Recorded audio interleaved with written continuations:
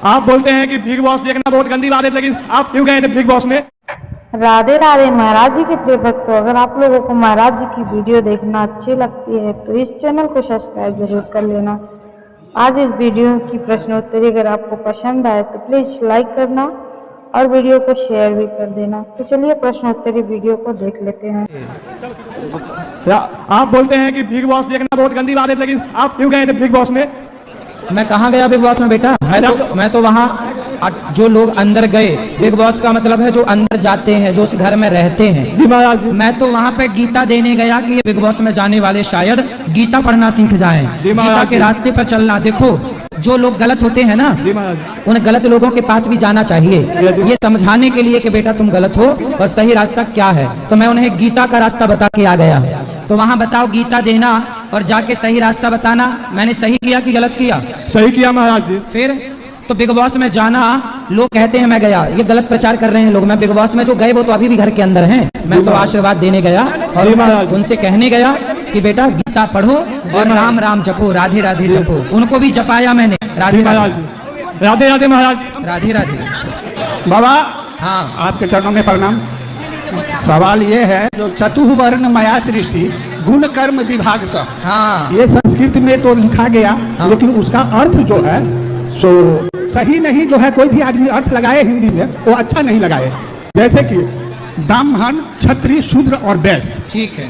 ये शूद्र शब्द जो है सबसे बड़ा दिक्कत वाली बात है। चाहे जितने भी यहाँ पर सुन रहे हैं, सबसे दिक्कत है शूद्र शब्द जो है सो इतना हीनता दिखाता है आदमी को, जो दूसर कास्ट वाले आदमी अपने आप को ये समझते हैं। हमारे यहाँ हरिजन कहते हैं, हरिजन, जो हरि के जन है उनका नाम हरिजन है। शूद्र का अर्थ जो आप कर रहे हैं वो नहीं है। हमने कथा में बताया चातुर्वर्ण्य मया सृष्टम गुण कर्म विभागशः, जो लिखा है चारों एक पिता की संतान है, ब्राह्मण, क्षत्रिय, वैश्य, शूद्र। कोई छोटा नहीं, कोई बड़ा नहीं, सब एक है। अच्छा सा हम यह जानना चाहते हैं, अच्छा सा आप हमको बताइए, हम संतुष्ट नहीं है।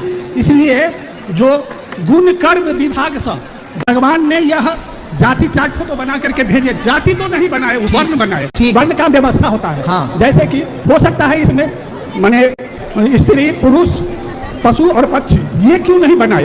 या माने जब गहराई से शास्त्रों को पढ़ोगे तो पशु पक्षियों में भी वर्ण मिलते हैं, पेड़ पौधों में भी वर्ण मिलते हैं, सब में वर्ण मिलता है। ठीक है बाबा, वर्ण मिलते हैं, लेकिन यह शूद्र शब्द जो है इस सबसे बहुत कष्टदायक है। ना, ऐसा आपने मानसिकता बना ली है। कष्टदायक कुछ नहीं है, चारों एक हैं और कोई कष्टदायक नहीं है, ऐसी मानसिकता ना बनाओ। राधे राधे गुरुजी। राधे राधे।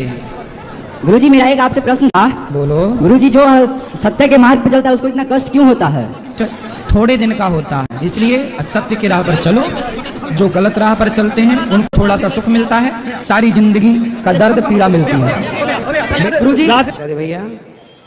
गुरु जी, ऐसा क्यों होता है? मरने वक्त जिसका हम चिंतन करते हैं उसी में फिर हमें जन्म लेना पड़ता है। एक उदाहरण के तौर पर कहना चाहूँगा, जैसे कोई व्यक्ति पैदा हुआ, 17-18 साल हो गए और फिर वो भगवान की भक्ति में लग गया और अच्छी से भक्ति की सब काम किया, भजन वजन सब किया। 70 वर्ष की आयु तक आने के बाद उसने जीव की सेवा भावना सोचा और 75 वर्ष आते आते तक उसकी मृत्यु का समय आ जाता है नज़दीक।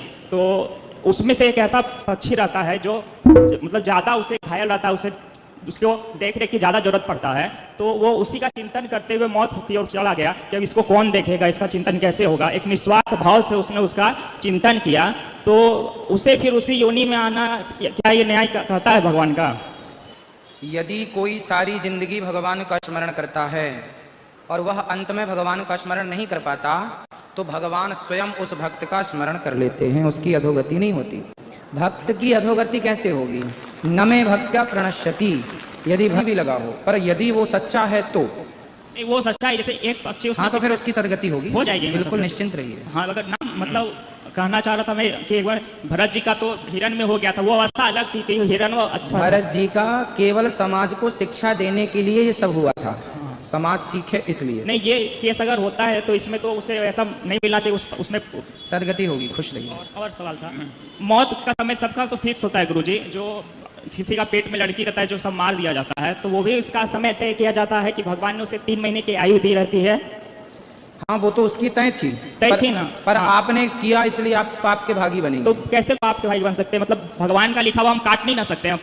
मतलब प्रारब्ध में वो चीज माँ बाप या डॉक्टर द्वारा वो चीज उसे तो फिर करवा आप देते हैं। जंगल जाओ और शेर के सामने खड़े हो जाओ तो शेर आपको खा लेगा। नहीं तो वो अगर लिखा रहेगा तब तो होगा ही ना। हाँ हाँ, तो लिखा है ये मान के जाओ नहीं तो उसे बेटा, लिखा तो है, लेकिन फिर भी हम जानबूझकर, तो फिर लिखा है, फिर तो हिटलर आपके हिसाब से सही किया उसने। नहीं मेरा हिटलर ने लाखों लोगों की मृत्यु उसने मार दिया, हिटलर ने लाखों लोगों को जिंदा जलाया, तो फिर आप तो ये कहोगे कि भाई उनकी ऐसी लिखी थी, तो हिटलर का क्या दोष है? नहीं गुरुजी, मेरा वो नहीं, हिटलर का कहना नहीं है। नहीं, आपकी बात तो हिटलर तरफ इशारा कर रही है। नहीं मेरा कहना है कि कहने का मतलब ये है कि जो मरता है वो तो अपनी मौत से मरता है। हाँ रावण मरा अपनी मौत से, हाँ। लेकिन जिम्मेदार कौन हुए? राम। इसलिए राम भगवान थे, फिर भी उन्हें ब्रह्म हत्या लगी थी। राम भगवान थे, रावण ब्राह्मण था, ब्राह्मण को मारने से ब्रह्म हत्या लगती है, जैसे गाय को मारने से गौ हत्या लगती है, ऐसे राम भगवान को भी ब्रह्म हत्या लगी थी, भले वो भगवान थे। फिर बाद में उनके लिए उन्होंने यज्ञ किया था उसके निवारण के लिए। तो कहने का अर्थ ये है कि भाई आपकी मृत्यु भले है, उसी टाइम पे उस व्यक्ति जीव की मृत्यु है, पर आप क्यों मारे? हम क्यों मारे किसी को? निमित्त, क्योंकि भगवान ने हमें बना निमित्त आप बनना चाहेंगे तो फिर बनिए, पाप के भागी बनिए। नहीं मतलब वो भगवान पाप है, बस ये समझो। अच्छा। कोई निमित्त यदि अपने आप को इसमें माने, आपने मच्छर को मारा वो भी पाप है। अब आप कहें कि मैंने निमित्त बन के इसका उद्धार कर दिया। नहीं। और दशरथ जी जब शिकार करने के, दशरथ जी मतलब श्रवण कुमार को जो बाण लगा था जी। वो शिकार करने के लिए गए हुए थे क्या दशरथ जी? किस जानवर का वो गए थे शिकार करने? राजा लोग शिकार करने जाया करते थे। हाँ उनको नियम था, शिकार वो कर सकते हैं। अच्छा। जैसे डॉक्टर एक्सपेरिमेंट के लिए चूहे पर एक्सपेरिमेंट कर सकते हैं, हाँ। मंकी पर, बंदर पर कर सकते हैं, उसी तरह राजाओं का नियम था कि वो जंगल में जाएं और हिरन का और शेर का शिकार करके लाएं। वो शेर जो पूरे जंगल में, कुछ शेर ऐसे थे, कुछ जानवर ऐसे हो जाते हैं जो और जानवरों को परेशान करते हैं, उन जानवरों को मारते थे। क्योंकि हमारा राजा कैसा है, प्रजा कहेगी कि हमारा राजा कहीं डरपोक तो नहीं है, इसलिए वो शेर को मार के लाता था कि देखो मैं तुम्हारी रक्षा कर सकता हूँ, जिम्मेदारी लेता हूँ। हिरन को, क्योंकि हिरन तेज भागता था, उस पर निशाना लगाना कठिन है, तो तीरंदाजी निशाना उससे सिद्ध होता था। जबकि राजा को परमिशन थी, जो गलत जानवर थे, जो औरों को सताते थे, उन जानवरों को मार सकते हैं आप। सिर्फ जैसे डॉक्टर चूहे को मार सकता है क्योंकि वो एक्सपेरिमेंट उस पर करता है, हम मारेंगे तो पाप लगेगा, पर डॉक्टर को पाप नहीं लगेगा क्योंकि वो, उसकी इच्छा थोड़ी है मारना, वो तो अपना कार्य कर रहा है। उसी तरह राजा की इच्छा नहीं है मारना, और उसका कार्य है, इसलिए वो करता है। और दशरथ जी जो अवस्था में थे वो तो पहले ही सिद्ध थे कि हाँ इतने बड़े ज्ञानी है, ये कर सकते हैं, तो उन्हें दोबारा सिद्ध करने का कोई जरूरत तो नहीं था। राजाओं को आज्ञा है, इसलिए राजा है, वो उस समय राजा थे। हाँ राजा थे, तो मतलब उसका वैभव तो प्रचंड था ना उस टाइम तक, हाँ ये कर सकते हैं ये काम, तो फिर दोबारा करने की क्या जरूरत भाई पड़ेगी? जाया करते थे, राजाओं का अपना काम था। अच्छा। हाँ, जैसे हमारे देश के अब जैसे हमारे देश के प्रधानमंत्री जी हैं, भारत के बाहर भ्रमण करने जाते हैं अन्य देशों में। अब आप कहो कि क्या जरूरत है जाने की? ये जरूरत तो नहीं है जाने की, बात सही है, पर राजा है, जाते हैं, उनका अधिकार है जाने का। इसी तरह राजा का अधिकार है, वो अधिकार क्षेत्र है, तो अधिकार क्षेत्र में वो जा सकते हैं। भाई शिकार खेलने जाते थे ये तो लिखा है, पर शिकार किया ये नहीं लिखा। शिकार का मतलब है, आप ये कह सकते हैं कि वॉकिंग करने जाते थे, जंगल में घूमने जाते थे, आनंद लेने जाते थे, शिकार करने जाते थे, शिकार किया ऐसा कहीं नहीं लिखा। श्रवण को बाण लग गया वो अलग मैटर हो गया, बाकी बकरा मार के लाए, हिरण मार के लाए, शेर के मार के लाए ऐसा नहीं लिखा, गए ये लिखा। तो ये नहीं कह सकते कि वो मारने ही गए थे। भाई जैसे कि किसी राजा से किसी ने पूछा कि भाई आप कहाँ जा रहे हैं, तो प्रजा ने बता दिया राजा शिकार खेलने गए हैं। जब गए नहीं है मतलब जंगल घूमने भी गए, तो वो तब जुड़ गया कि शिकार खेलने गए। अब भले ना मारे पर नाम तो ये है कि शिकार खेलने गए, ऐसा है। और गुरुजी आपको बहुत लोगों ने कहा भी, आपने ये भी मंजूर किया है कि आप कथा कम कर बताते हैं, ये बताते हैं ज़्यादा कि घर परिवार में अच्छे से रहे, पति पत्नी अच्छे से रहे, सास ससुर के साथ अच्छा व्यवहार करें। और एक तरफ आप बोलते हैं कि हमें सुंदरकांड का भी पाठ रोज करना चाहिए, तो हम भी तो वही कथा रोज पढ़ते हैं, तो यहाँ दोनों बातों में विरोधाभास नजर आता है। तो इसमें क्या करना है आपका? क्या विरोधाभास लगा आपको?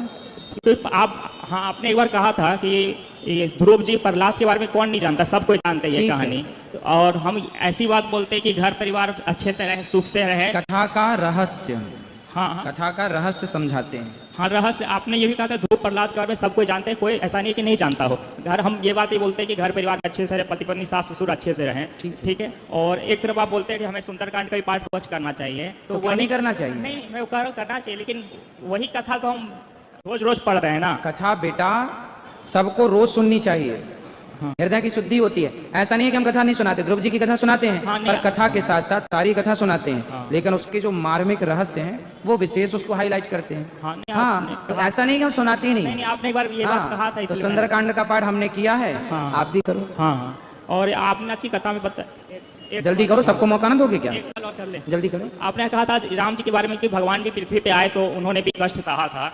तो गुरुजी वो तो एक स्वांग करने आए हुए थे, जैसे कि आपने कहा था कि 10 दिन में शिक्षा पूरी कर ली उन्होंने, और प्रकट होते भगवान हमें, मतलब हम अपनी तुलना भगवान से नहीं कर सकते हैं। तो जो भगवान ने स्वांग किया था तो उसमें उन्हें कष्ट तो नहीं हुआ होगा ना उन्हें, जैसे कि अगर हमें कोई स्वांग करने का मौका मिला और तो भगवान को भी तो वो मतलब स्वांग था, वहाँ पीड़ा तो नहीं हुआ होगा भगवान को?